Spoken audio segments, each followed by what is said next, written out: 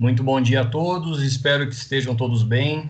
Vamos dar início à nossa aula de Programa de Ação Emergencial, chamado PAI, muito utilizado na área de segurança do trabalho. Eu me chamo Conrado, sou professor aqui do Senac Araraquara e também sou aqui do canal Quem Ensina Aprende no YouTube. Então, se você está assistindo essa aula, eu peço para você se inscrever aqui no canal, receber as notificações que toda videoaula, toda inclusão de algum vídeo, você vai receber um alerta aí, uma notificação. E se gostar do vídeo também no final, dê o curtir, o joinha, para a gente saber como que está as visualizações desses vídeos. Quando a gente fala sobre o programa de ação emergencial, vamos lembrar que ele faz parte de uma unidade curricular específica, que a gente trabalha primeiros socorros, trabalhamos brigada de incêndio e também um plano de abandono. Então, quando a gente fala de plano de ação emergencial, ela faz parte exatamente, né, o programa de ação emergencial, ela faz parte de algo bem maior, algo bem mais informativo para o trabalhador, com vistas a prevenir lesões e, consequentemente, acidentes mais graves em acidentes específicos, como incêndios, catástrofes naturais que podem acontecer também, ou ainda a probabilidade de incêndio dentro do ambiente empresarial. Então, falando sobre o programa de ação emergencial, ele faz parte do que nós chamamos de Programa de Gerenciamento de Riscos, o PGR, e o PAI, então, ele serve como uma via ali, um acessório do PGR, para que ele se torne, consequentemente, uma forma, né, de gerenciamento dos riscos ambientais para a prevenção dos demais acidentes de trabalho. Quando a gente fala sobre PAI, vamos lembrar da sigla, então, né, para a gente memorizar, mais uma sigla da segurança do trabalho, entre tantas outras que a gente já viu, né, o PPRA, PCMSO, LTCAT, PPP, NR, CIPA, CIPAT, todas essas siglas que a gente utiliza na segurança do trabalho, elas servem para que a gente memorize também o objetivo daquele programa. Então, falando especificamente sobre o PAI, é um programa de ação emergencial que ele é um documento buscando ali o detalhamento de ações emergenciais de uma maneira sistemática. Então, como a gente já falou sobre isso em outras aulas, toda vez que a gente vê sistemática, fala-se sobre abrangência. Em ocorrências como acidentes de produtos perigosos, incêndios ou ainda de caráter catastróficos. Então, quando a gente vai observar o PAI, ele é um programa de ação emergencial nas situações de produtos perigosos, manuseio ou, num caso aqui específico, eu vou citar a amônia para vocês, que é um gás altamente asfixiante. O produto perigoso, durante esse manuseio, se houver um vazamento, né, deve ter uma tratativa, e essa tratativa vai ser abordada no PAI.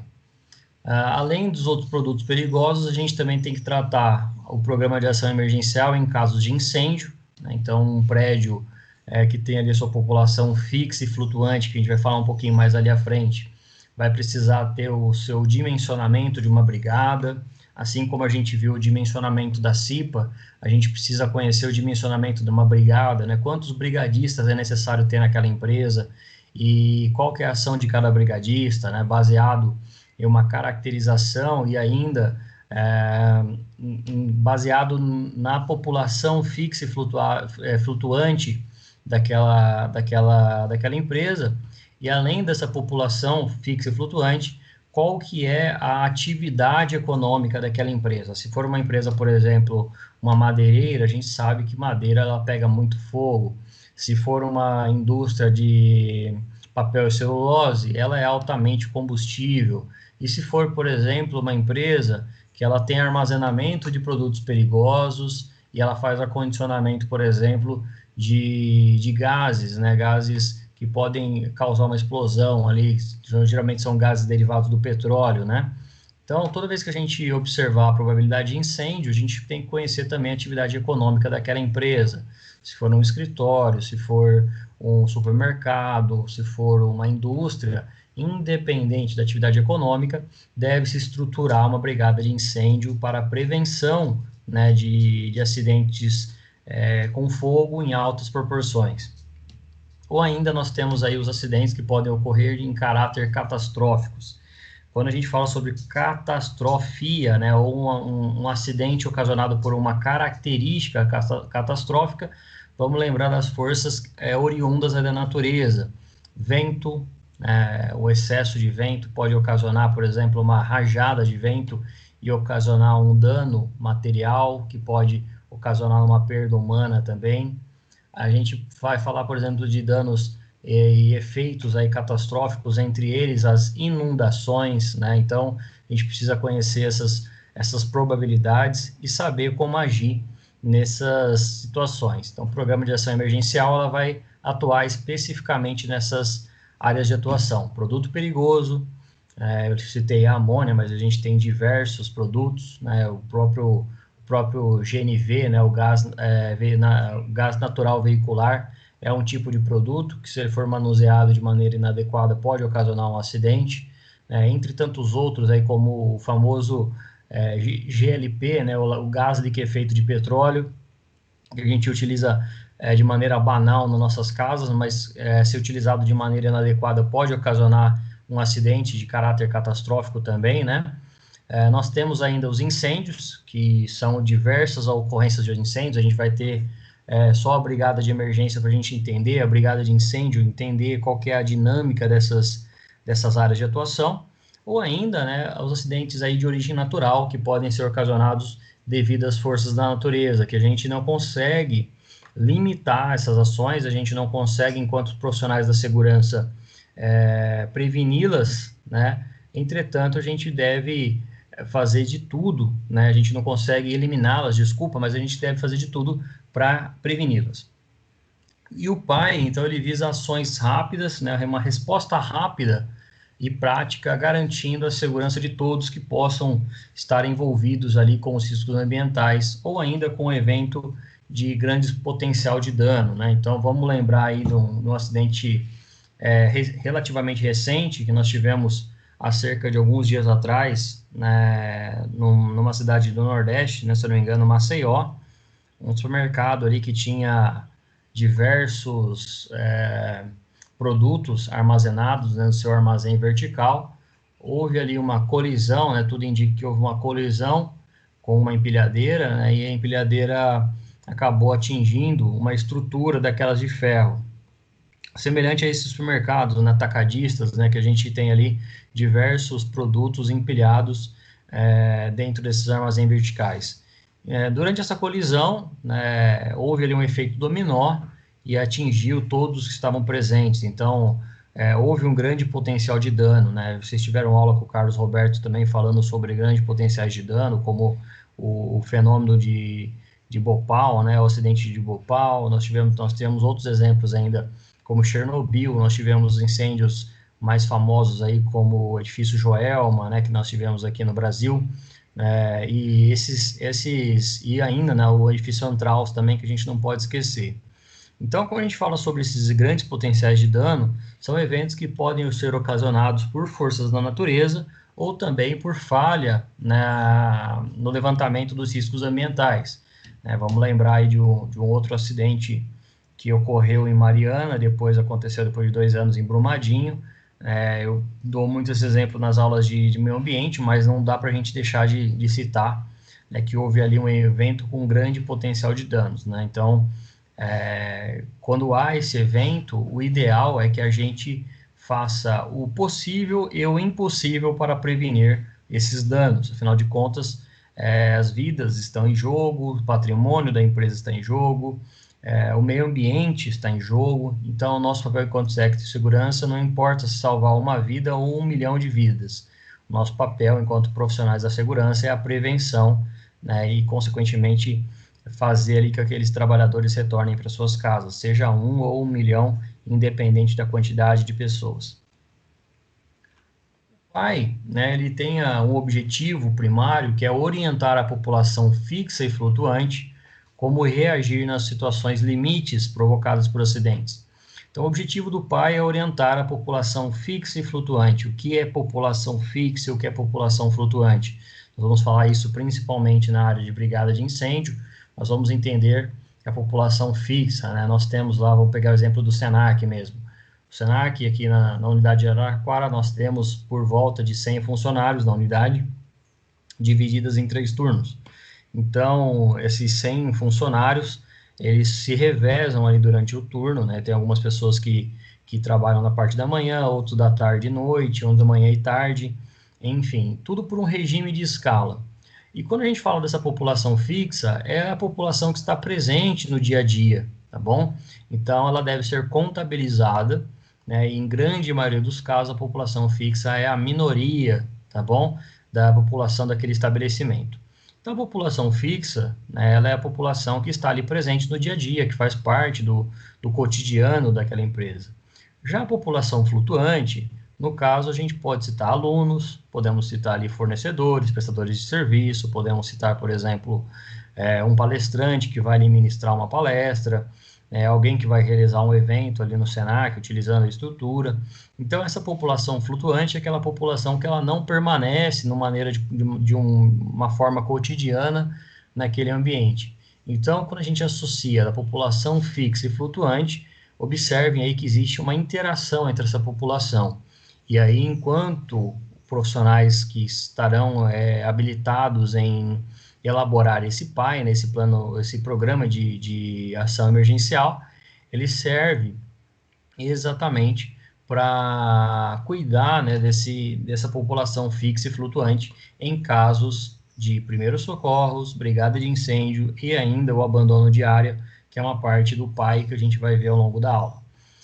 Então, como agir nessas situações limites, né, provocadas por um acidente? Já ouviram falar daquela situação que o indivíduo ele paralisa, né, ele fica parado quando ele vê alguém acidentado, quando ele vê sangue ou quando ele vê um acidente?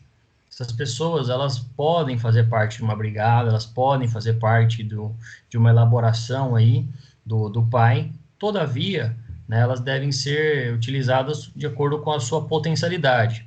Conrado, eu não aguento ver sangue, eu vejo sangue, eu desmaio, eu lembro de um trauma que eu tive na infância, né? Então vamos colocar essa pessoa em uma outra área, né? Vamos colocar ele, por exemplo, para a extinção ali do combate ao incêndio, combate do fogo. Nossa, Conrado, mas eu também tenho medo de fogo, né? Então eu não consigo atuar no primeiro socorro e também não consigo atuar no primeiro do brigada de incêndio. Então, vai atuar necessariamente na área de abandono de área. E se porventura, né, a pessoa ela não consegue atuar em uma dessas 3 áreas, né, ela vai ser naturalmente da população fixa, né, e aí ela deve ter um cuidado, o pai, né, ou a brigada, deve ter um cuidado redobrado com esse indivíduo, afinal de contas, ele pode ter uma ação, que a gente vai ver aqui no primeiros socorros, que é de paralisação mediante um risco, mediante uma situação de risco, tá bem? Então, não necessariamente ela vai fazer parte dessas 3 áreas, mas ela faz parte da população envolvida no programa de ação emergencial. Então, o PAI ele deve garantir um atendimento rápido e eficiente, uma resposta rápida e eficiente, otimizando recursos existentes e prevendo a utilização de recursos externos, né? Muitas vezes a gente vai precisar de uma ambulância para fazer uma remoção e a empresa ela não dota dessa ambulância, né? Tem até empresas, eu já trabalhei em empresas que tinham ambulâncias de suporte avançado, né? Para remoção de pacientes, inclusive de funcionários da empresa. Entretanto, ela era uma cereja do bolo ali, né? Ela não precisava estar ali. Para vocês terem ideia, a ambulância da empresa ela era melhor que as ambulâncias do município. Então, quando a gente associa a utilização de recursos externos, né, a gente também tem que saber aonde a gente vai investir o nosso dinheiro enquanto profissionais da segurança do trabalho. Por mais que a empresa tenha recursos financeiros e quem queira utilizar, vamos pensar numa questão aí de utilizar esse recurso de maneira otimizada.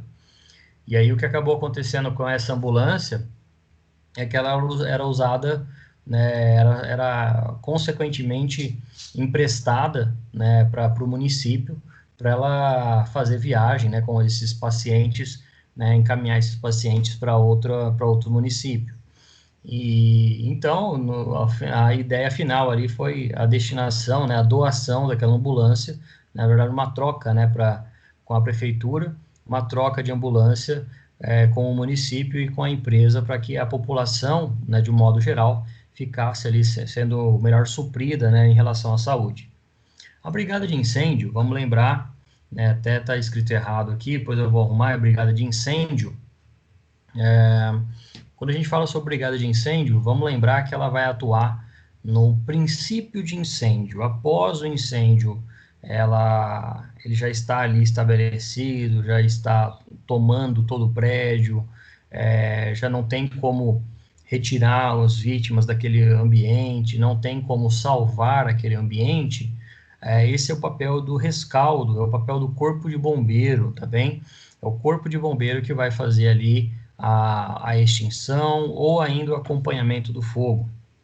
Né? Quando a gente fala sobre brigada de incêndio, muita gente acredita que o brigadista ele se torna um bombeiro. Na verdade, o bombeiro ele tem uma capacitação infinitamente superior, né, ao profissional aí, o brigadista, que ele atua com a brigada de incêndio somente para a prevenção de início, né, de um incêndio de uma maneira, do princípio de incêndio. E aí, quando a gente atua no princípio de incêndio, eu preciso lembrar, né, de conhecer o fogo, de conhecer técnicas de abafamento do fogo, técnicas de extinção do incêndio, né, do fogo, e, consequentemente, como eu devo fazer para manter ali o incêndio em uma baixa proporção, para que futuramente o corpo de bombeiro chegue e me auxilie, né, e tome conta desse incêndio. Já passei por situações da brigada de incêndio, no qual o corpo de bombeiro chegou ali e falou, olha, graças a Deus que essa empresa tinha uma brigada eficiente, porque ela conseguiu fazer com que o fogo fosse mantido ali de maneira pequena, né, apesar da proporção ser grande, de uma maneira a não atingir outros galpões, né, porque se vai para outros galpões, o incêndio seria na empresa toda. Então, é para isso que serve uma brigada de incêndio. Vamos lembrar também que grandes corporações, grandes empresas, elas são dotadas, né, de um seguro, né, de uma seguradora, e essa seguradora, ela geralmente acaba solicitando para a empresa, né, para que a empresa tenha essa brigada de incêndio. Caso ela não tiver essa brigada de incêndio, ela vai cobrar um pouco mais caro, ela vai onerar mais aquela organização, aquela empresa, afinal de contas, ela sabe, né, que existe uma brigada de incêndio ali, ou se ela souber que não existe, ela vai ter um custo maior, né? Então, demanda e oferta. Se a empresa tem uma brigada de incêndio, acredita-se, né, que ela tem um pessoal com preparo, e esse preparo ele deve servir também na prevenção de princípio de incêndio. E por último, nós temos aqui o famoso abandono de área, né, que não é, muita gente falava de evacuação, eu vou explicar a diferença para vocês ao longo da aula, mas abandono de área é a forma que é adotada dentro do programa de ação emergencial para realmente abandonar aquele local, né, no caso de um futuro acidente de trabalho ou uma possibilidade, uma probabilidade, né, de um dano maior. E o abandono de área ele é feito tanto pelos brigadistas, tá? Como também ele pode ser feito por pessoas treinadas, tá bom? A própria pessoa pode receber um treinamento, uma instrução, e naquele momento ela fazer parte da equipe de abandono de área, tá bom? Então a gente vai falar sobre essas relações aqui ao longo da aula. Então, além desses objetivos que a gente viu, né, o PAI ele deve proporcionar aos colaboradores da empresa uma preparação para uma resposta rápida, eficiente e segura em situações de emergência. Imaginem vocês, né? Tá pegando fogo aqui, não, espera um pouco aqui, deixa o fogo queimar, que eu vou dar um curso de 8 horas, né, para informar aos trabalhadores qual extintor utilizar de acordo com o incêndio. Além disso, né, eu posso pegar essa situação e falar assim, não, além da empresa estar esperando ali, né, tá pegando fogo durante 8 horas, porque as pessoas estão recebendo treinamento, eu tenho ainda uma parte prática, né, pega o extintor aqui de água, né, e vai lá e abafa e apaga o incêndio, né. Nem sempre o extintor de água deve ser utilizado, né, a unidade extintora, que é o nome correto do extintor, não vai ser utilizado para aquele fogo. Então, eu preciso conhecer a dinâmica, né, a composição química do fogo, que nós chamamos aí de tetraedro do fogo, que que a gente vai falar ao longo das aulas de brigada de incêndio. E ainda, né, vamos imaginar, além da situação de incêndio, uma situação de um acidente de trabalho. Uma pessoa cai ali de uma escada, ela acaba tendo uma fratura exposta, por exemplo. Eu sei que existem diversas áreas do corpo, e essas áreas elas precisam de irrigação. A pessoa com uma fratura exposta, por exemplo, no membro inferior, nas pernas, ela vai dificultar a passagem, né? O sangue não vai chegar naquela área, e nós temos no nosso corpo uma média de 5 a 10 minutos, um fenômeno chamado hipóxia, tá? Essa hipóxia que ocorre no corpo é uma espécie de falta de oxigênio daquele membro, daquela região, né? E não pode ser utilizado, não tem o que ser feito depois, né? Se não for feito um reimplante, né? Ou um implante daquele membro. Então, tem que ser feito todos os cuidados, né, durante a remoção, durante a estabilização, para que a gente compreenda, né, o que é esse programa de ação emergencial em situações de acidente de trabalho também. Então, durante o PAI, eu já vou designar, né, eu já vou deixar ali específico, uma equipe que vai administrar aquela emergência. Né? Começou a pegar fogo, teve um acidentado, olha, quem que eu vou colocar aqui responsável pela emergência? Não, já deve ser uma pessoa que vai administrar essa emergência. E a recomendação que nós damos aí para todos os envolvidos é que o técnico de segurança não seja o único responsável em administrar essa emergência. E também não seja uma pessoa que permaneça na empresa, né, somente em dias específicos, né? Eu trabalhei numa empresa também que nós tínhamos lá um diretor-presidente, né, um CEO, um superintendente, e ele era o representante da emergência da empresa, né? Então foi dado ali um cargo para ele que até por um senso de hombridade, né, e até mesmo por relevância, ele entendeu, né, que ele não era a melhor pessoa para ocupar aquele cargo, porque ele permanecia, né, como superintendente da empresa em diversas reuniões com o conselho administrativo da empresa, quando não, ele não estava presente na empresa.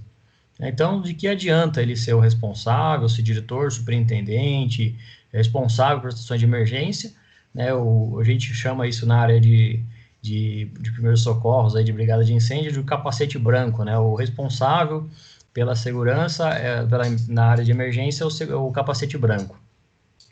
E esse diretor, ele chegou depois para o engenheiro de segurança e falou, olha, obrigado pela incumbência, obrigado pelo cargo, mas eu não sou a pessoa mais preparada para esse tipo de situação. Então, eu vou pedir para vocês aí colocarem outro indivíduo, né, para, obviamente, que saiba administrar uma situação de emergência. Então, a brigada de emergência, a brigada de primeiros socorros, a equipe de abandono diário, ela vai formar uma equipe e deve existir um coordenador, e esse coordenador que vai administrar a emergência. Como eu já falei, não recomendo que o técnico de segurança fique com essa incumbência. Afinal de contas, nosso papel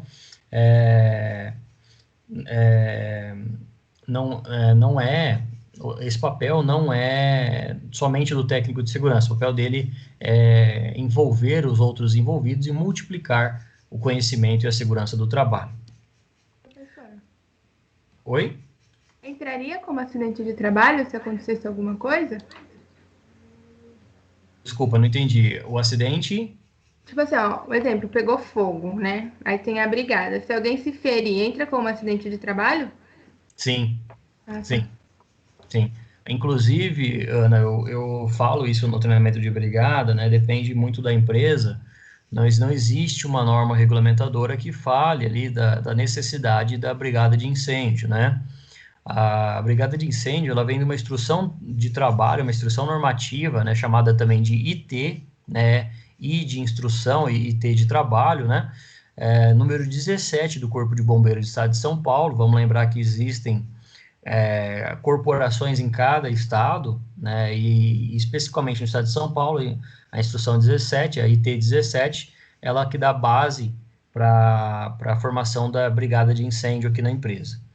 Quando a gente fala sobre o acidente de trabalho, seja ele num simulado, seja ele num treinamento, seja ele numa atuação, né, específica, haverá sim, né, se houver um acidente, certamente isso vai enquadrar como acidente de trabalho.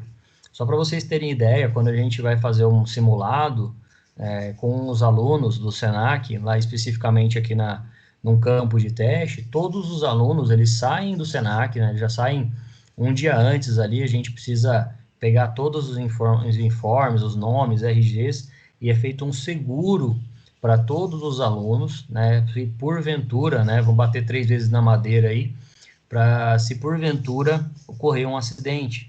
Né? Então, todos os alunos que são treinados ali, que são submetidos a um teste, eles precisam estar segurados para realizarem um simulado envolvendo fogo, por exemplo.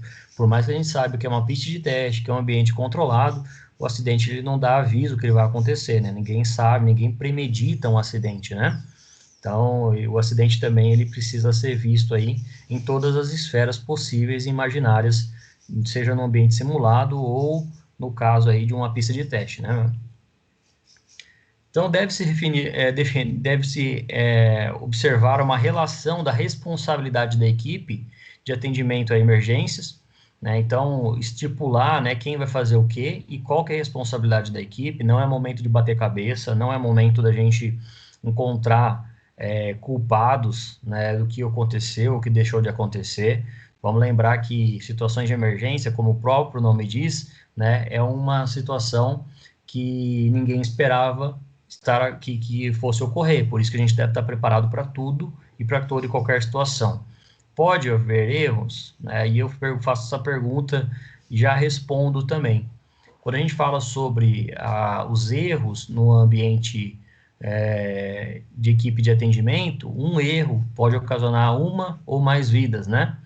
A vida do próprio socorrista, do profissional que está realizando um resgate e da vida que estava esperando, aguardando ele, tá bom?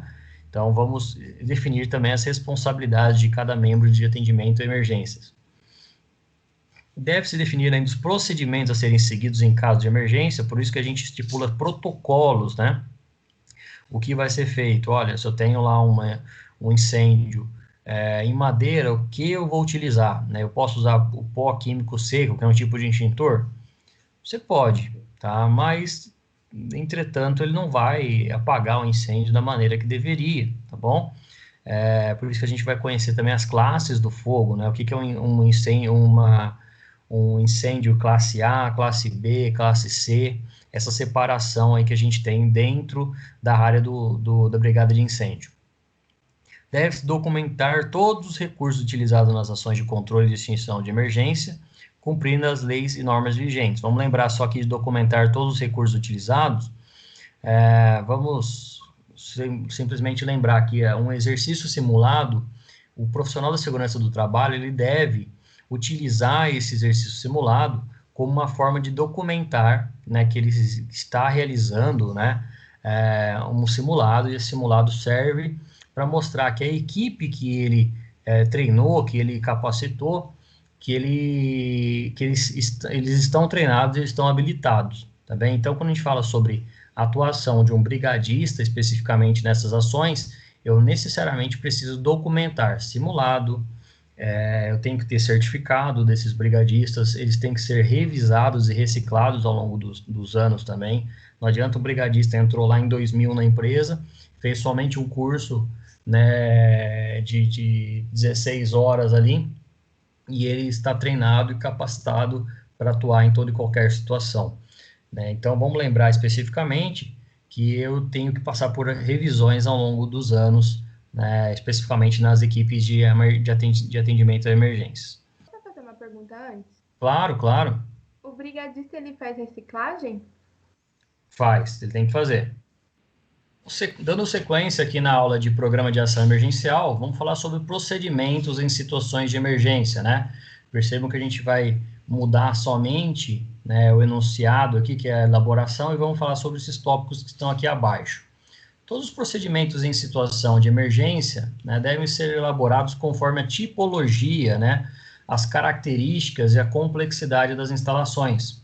Então, vamos lembrar que a gente pode atuar enquanto profissionais de segurança em ambientes industrializados, nós podemos atuar em ambientes de mineração, nós atuamos, né, nós podemos atuar também em plataformas de petróleo, né? Então, tudo vai depender da tipologia, ou seja, o tipo ali da estrutura física, né? E naturalmente da, da localização em que fica aquela empresa, né? Uma plataforma de petróleo, por exemplo, né? Como que eu vou abandonar uma plataforma de petróleo, sendo que em volta dessa plataforma é tudo água, né? E são quilômetros das margens do mar, né? Como que eu vou atuar como eu vou fazer um abandono de área, né? Deve ter uma equipe preparada para essa retirada também, né? Então a gente deve conhecer muitas estruturas para realizar, né, um abandono de área e a brigada de incêndio e ainda de primeiros socorros. A gente pode atuar, por exemplo, em ambientes rurais, né? Então vamos lembrar que se eu tenho uma empresa, essa empresa ela trabalha ali no ramo de papel e celulose, que é o mais famoso aí das áreas. E aí ocorre uma situação de incêndio, eu perco toda a minha matéria-prima daquela estrutura. Naturalmente, eu vou precisar de uma equipe, né, de fora para atuar nesse primeiro combate. Então, dependendo da tipologia, as características, a complexidade das instalações, eu tenho que ter os procedimentos citando nome e função dos funcionários, né, os responsáveis técnicos pela elaboração e a revisão do plano. Então, se esse plano, né, esse programa de ação emergencial, ele foi realizado em dezembro de 2019, né, eu já sei que passou aí 10 meses em 2020, eu já posso incluir umas diversas situações de emergência e de riscos nesse plano. Então, o ideal é que tenha uma revisão a cada 6 meses, tá bem? Não existe nenhum protocolo, nenhum local falando sobre essa revisão de 6 meses, mas o consenso e um bom senso, né, fala aí dessa revisão a cada 6 meses. Nome e função dos responsáveis pelo gerenciamento, coordenação e implementação. Então, como eu falei, né, o nome e a função de cada um, que vai ser responsável pelo gerenciamento do risco, a coordenação em caso de emergência e implantação, ou seja, os brigadistas, a equipe de abandono de área, né, e ainda a equipe de primeiros socorros, a designação dos integrantes da equipe de emergência, né, então quem vai fazer parte dessa equipe, né, e consequentemente responsáveis pela execução em cada ação, e os respectivos substitutos, né, em caso de, por exemplo, a falta, né, ou as férias de um trabalhador, se ele não estiver na empresa naquele momento. Vamos lembrar que férias, né, e aí a gente vai fazer um gancho no que a Ana perguntou, se houver um acidente com o brigadista, é um acidente de trabalho, sim, né? E o brigadista em férias, ele não pode, né, estar em trabalho, né? Ele não está no trabalho, ele está de férias. E a férias, o trabalhador deve permanecer 30 dias, né, se for o caso de uma férias de 30 dias, longe da empresa. Durante essas 30 dias, né, houve um sinistro ali na empresa, houve um acidente, está pegando fogo. Ele pode ir atuar? Não, ele não pode ir atuar, tá bom? Por quê? Porque ele está de férias, né, e a instrução de trabalho, né, a instrução aí de trabalho IT-17, ela está abaixo da CLT, dentro de uma pirâmide aí de hierarquia de leis e normas. Então, a CLT, ela está acima, né, e quando o trabalhador está em férias, ele não pode ser chamado, né, em qualquer situação, seja para a equipe de emergência, seja para um primeiro socorro, seja para uma brigada de incêndio, ou para qualquer, inclusive para um simulado. Ó, tá, a equipe aqui de simulado tem 29, tem 30 brigadistas, mas só compareceu 29, porque um está de férias. Não, liga para ele lá para ele vir fazer o treinamento. Ele não pode, né, estar de férias durante o treinamento, ele não deve ser treinado durante a seu período de férias, tá bom?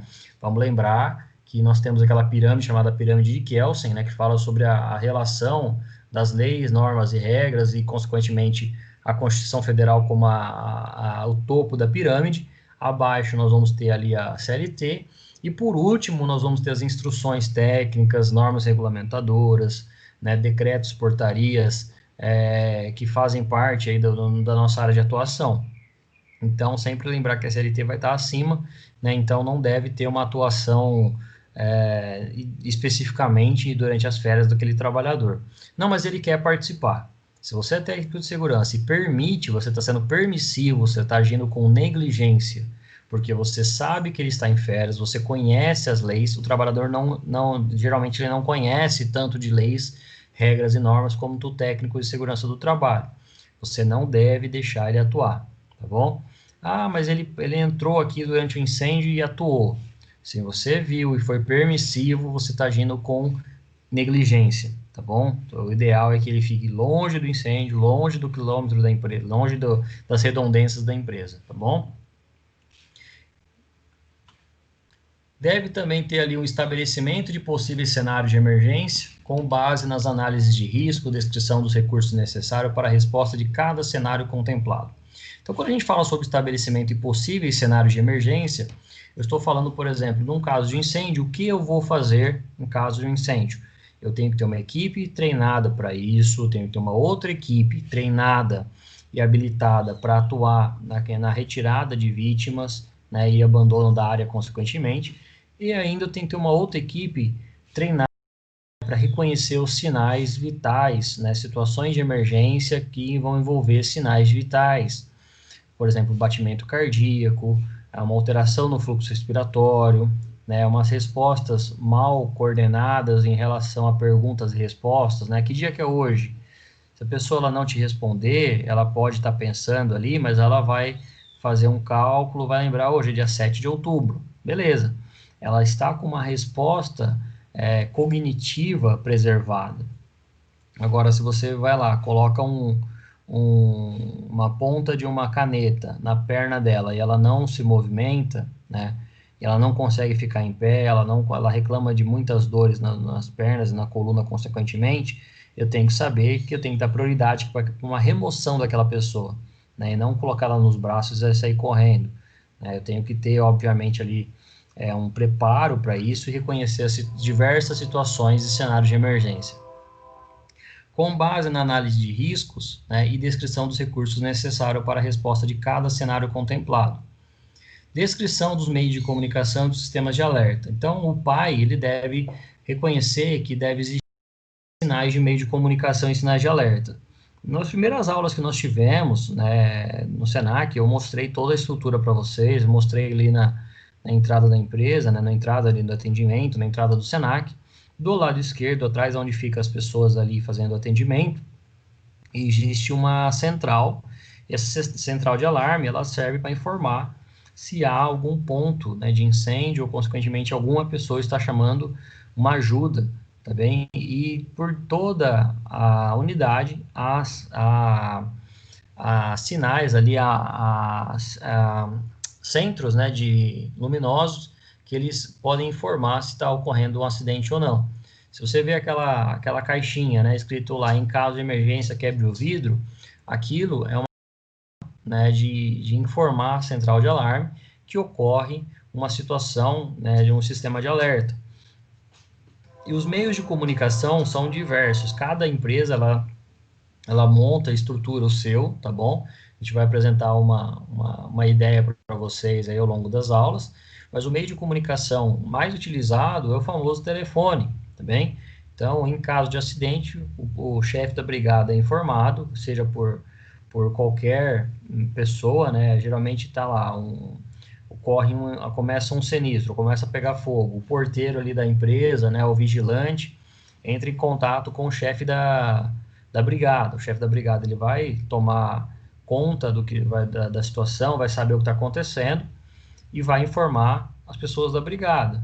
Isso é feito conforme o telefone, né? Então, um liga para outro e todos vão tomando ali ciência do incêndio e devem chegar de maneira mais rápida possível ao local, né, do sinistro na empresa. Se eles estiverem, né, fora do seu trabalho.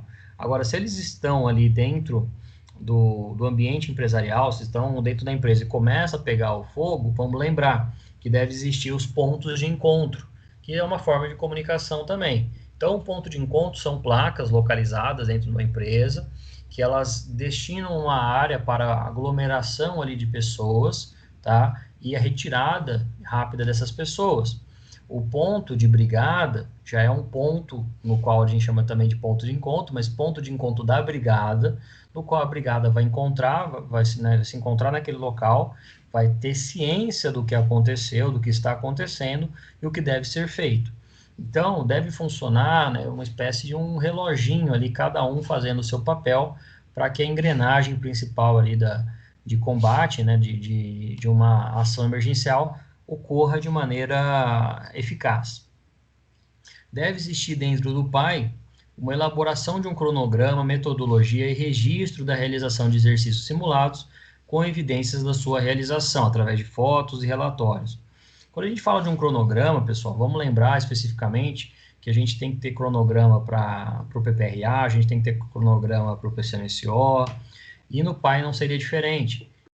Ali no mês de janeiro, né, um mês que as pessoas estão voltando das férias de final de ano, do recesso, não é momento de fazer treinamento de brigada, por exemplo. Né? Então, vamos esperar lá para o mês de março, né, dependendo da empresa, dependendo do período, né, que começa as contratações, aumenta a população fixa da empresa, eu tenho que ter um cronograma para começar a realizar os treinamentos e a revisão, né, a reciclagem desses brigadistas. Esse cronograma vai colocar ali, vai contemplar a realização de exercícios simulados, né, que podem ser realizados logo em seguida, né, o pessoal acabou o treinamento em março, em abril e maio eu faço uma prática de abandono de área, né, para a gente saber quanto tempo as pessoas demoram para sair de uma empresa, né, em caso de um acidente, lembrando que existem protocolos para revisão, né, para realização desse abandono de área. Tem que informar o corpo de bombeiro, informar a polícia militar, informar a vizinhança da empresa, né?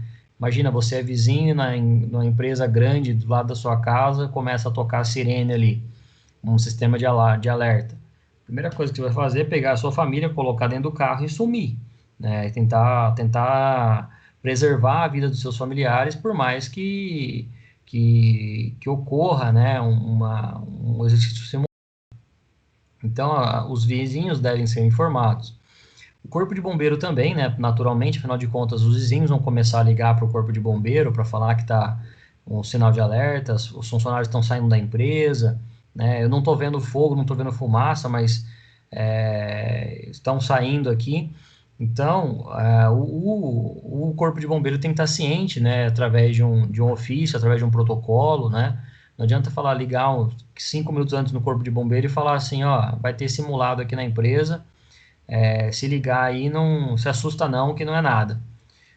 Esses 5 minutos, ó, vamos lembrar que as ligações do 190, que é o corpo de bombeiro, elas nem sempre caem na nossa área de atuação. Às vezes chega lá em Ribeirão Preto, e aí Ribeirão Preto passa, né, a missão aqui para a base de Araraquara, e nem sempre aquela pessoa que atende o telefone, ela vai estar sabendo do que está acontecendo. Então, precisa ser informado com uma data relativamente aí de 7 a 15 dias, para informar o Corpo de Bombeiro, a Polícia Militar, informar a vizinhança.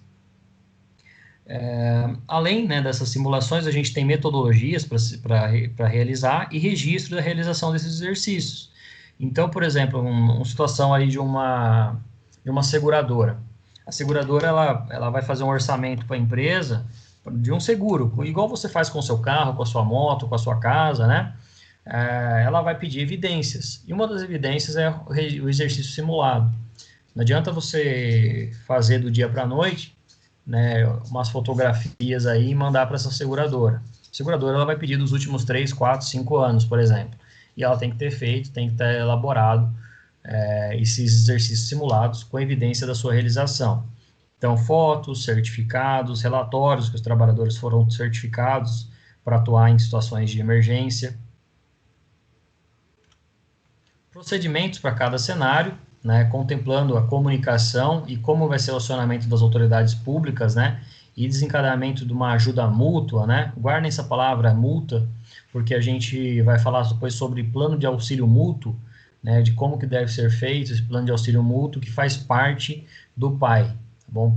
Parte do plano do Programa de Ação Emergencial. E procedimento em orientação de visitantes quando os riscos existentes e como proceder em situações de emergência, né? A familiarização em relação às situações de emergência. Imaginem aí uma empresa que ela é aberta para receber visitantes de uma empresa, de uma escola, né? Por exemplo, vou pegar um exemplo específico, a Nestlé, ela recebe lá os estudantes de nutrição da Uniara. São 60 estudantes que eles vão conhecer o processo produtivo na Nestlé. Esses 60 estudantes vão fazer parte da população flutuante. Então, eles devem conhecer um sinal de alarme, uma situação de emergência, aquela integração que é feita com os funcionários, no momento que eles entram na empresa, deve ser realizada também com a população flutuante, para que eles adquiram a familiarização. E não adianta, né, eles, porventura, né, quererem ajudar a brigada, ou, né, ter o pânico ali, né, o famoso pânico em uma situação de emergência, que é muito comum. Eles devem ser retirados, porque eles vão ser informados durante a integração que eles não devem atuar, porque a empresa conta com brigada, conta com brigadista, conta especificamente com uma equipe treinada, e que em caso de incêndio, né, eles devem se destinar ali ao ponto de encontro, ou uma rota de fuga que a gente vai abordar ao longo da aula. Então, agradeço a todos que acompanharam essa aula, obrigado, até breve. Depois de alguns meses, o SENAC vai voltar às atividades com medidas importantes para garantir a segurança e o bem-estar de todos. Por isso, vamos fazer de tudo para que a sua volta tenha toda a tranquilidade e confiança que você precisa. E para explicar sobre os cuidados necessários para o retorno, convidamos quem mais entende de ensino, uma docente. Olá, é muito bom estar aqui e poder falar com você. Eu sei que esses tempos de isolamento estão sendo um desafio para todo mundo, mas espero que você esteja bem. Apesar da distância física, estamos juntos e podemos contar com o apoio do SENAC. Ele está trabalhando no cuidado com a saúde de cada um de nós. Aqui eu vou falar um pouco sobre o que está sendo preparado para garantir uma volta segura das atividades. Vamos conferir então que medidas são essas que vamos adotar para cuidarmos uns dos outros. A volta será gradual, limitando a capacidade de pessoas e cadeiras para atendimento nas unidades. Será proibida a entrada sem máscara, mas não se preocupe, você receberá um kit especial com máscaras de tecido. Para cuidar de você desde o início da sua jornada, tapetes sanitizantes estarão presentes na entrada das unidades e a temperatura de todos deverá ser aferida. Caso algum sintoma seja detectado, como tosse, febre, coriza, dor de garganta ou dificuldade para respirar, a pessoa será instruída a procurar os serviços de saúde imediatamente. Dentro do SENAC, o fluxo de clientes será controlado e sinalizado nos pisos, para garantir a distância de 1,5 metro entre as pessoas. Existirão proteções de acrílico em balcões de atendimento ao público. As lixeiras serão substituídas por modelos com tampa acionada por pedal. Simples e prático, não é? Serão disponibilizados álcool gel para a higienização das mãos de clientes e colaboradores, e seu uso deverá ser constante. Os ambientes terão limpeza reforçada e, para manter tudo sempre limpo, contamos com a ajuda de cada colaborador. Quando um se cuida, todos se cuidam juntos. Os elevadores terão limitação de acesso e incluiremos uma película protetora nos painéis de controle. Se você for do grupo de risco, não precisa se preocupar. Você permanecerá em casa, trabalhando de forma remota. Não serão realizadas reuniões presenciais e viagens. Além de todas essas medidas adotadas pelo SENAC, também é essencial a sua colaboração. Pedimos para você higienizar as mãos várias vezes ao dia. Não compartilhe objetos de uso pessoal. Utilize bebedouros apenas com copos e garrafas.